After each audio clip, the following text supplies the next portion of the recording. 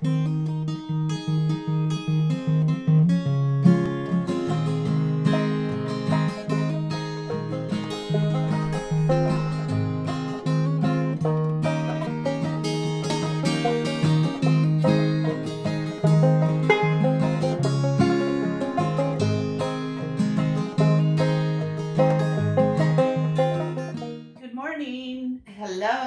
I'm Sue. I'm Betty.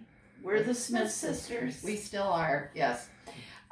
Today we are going to do a recipe that I kind of discovered over the weekend. So it's the Dolly Parton Casserole. Yes, our own Dolly Parton. And after I load this casserole dish up, you'll think she probably never had a bite of it with that tiny little waist like she has.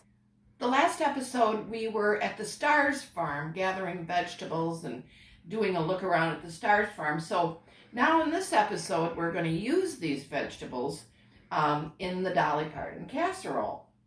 That Suzanne looked up and researched with great detail on how Dolly, it was her mother's. Did you read that part? No. It was her mother's recipe. And she had this whole thing because there were so many children in the family that to hear each one of them, they'd have to go out every day and get a small rock, and come in and wash it one at a time. And while they washed the rock, they told their mother about the day as she's cooking and everything. So some casseroles had a clean rock in them.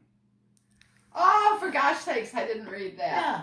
It's all about but I read so many reviews of it, and people are saying, oh, my mother made that 50 years ago. We had that once a week.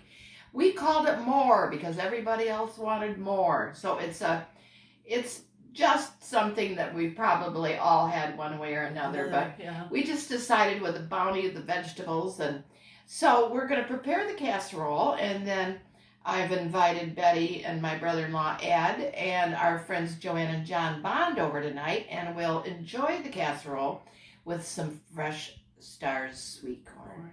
Well, shall we get at it? Oh, excuse me. Dessert. Oh Lord, How Betty's could you making forget that? Betty's making a peanut butter pie for dessert. Betty makes the best pies. She I don't know really about that, does. Yes, she does. Her coconut cream and lemon are unequaled. But tonight is a peanut butter pie. So we're not going to starve to death. I mean, this is hard work being in show business, but we do. It does have its rewards. Yeah. Well, shall we get to the kitchen? Yes, we'll head out now.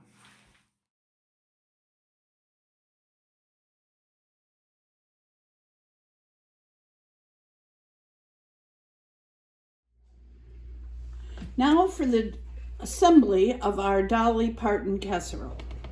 I have lightly greased with spray the bottom of the casserole dish, and now you can see I'm using kind of an oval dish, and she's putting the layer of potatoes in now.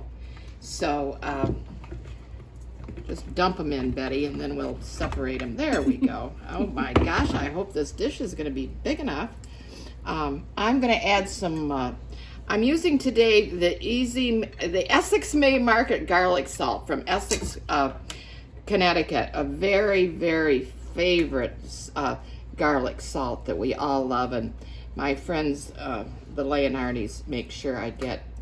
And then I'm going to add just a little bit of garlic pepper.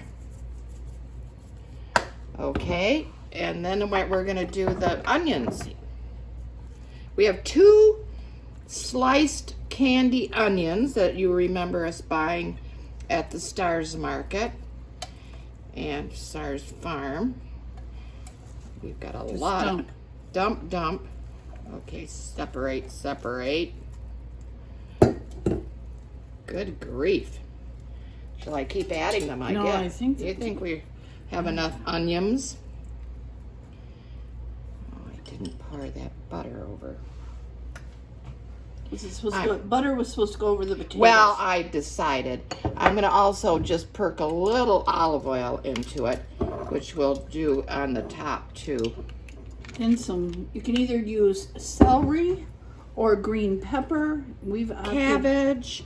There's no end to what can. We've opted for the celery today because green pepper seems to want to come back and talk to us later. At these ages. So I don't know about you. You keep talking about your age. Let's get off that. I'm adding a little more seasoning now. This is a seasoning. It's called Love Me or Michigan. I picked it up at Alpine, our store. It's made over in Metamora or someplace. It's the other side. Yeah. So it's kind of a good seasoning. It wasn't cheap, and then the girls are doing a nice job of preparing it, I guess. Now we forgot our meat. Well, now we put the meat in. We were supposed to put the meat in quite a while ago, but anyway, I don't think we're gonna. Oh, Lordy Lord, what are you gonna do? Well, Lord love a duck. We've done it. Yep. I'm sure it's not gonna hurt a bit. That's all there is to it. Oops.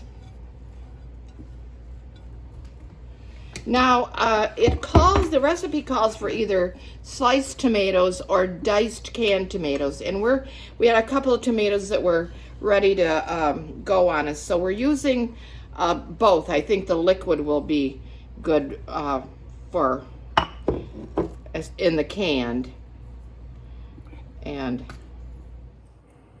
then when we're finished with adding all this stuff, we take it and cover it tightly with aluminum foil.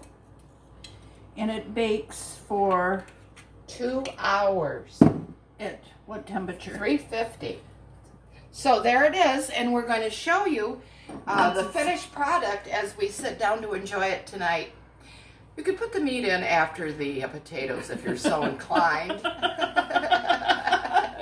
As we should have, but we didn't. We were very involved. So, well, okay, thank you for being with us. We'll see you in a little while.